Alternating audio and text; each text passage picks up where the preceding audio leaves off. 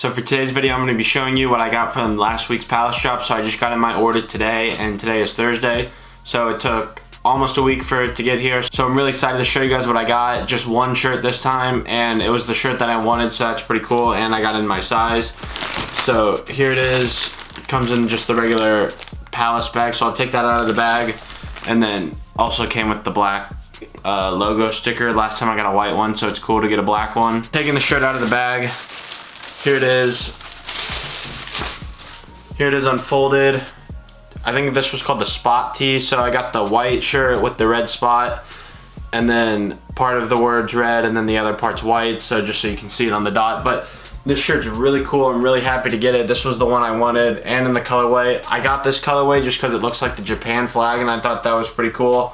So this shirt's actually really cool. I'll definitely be keeping this one. I won't be selling this. This is going to be a personal item. So this is my first Palace shirt, and then feeling the shirt, really high quality in my opinion, better than the Supreme shirts, just because I don't think it's a Gildan shirt. And then this shirt's also 100% cotton, in case you didn't know. So I'll have to see how this fits, but I'm assuming it's gonna fit like true to size like the other stuff.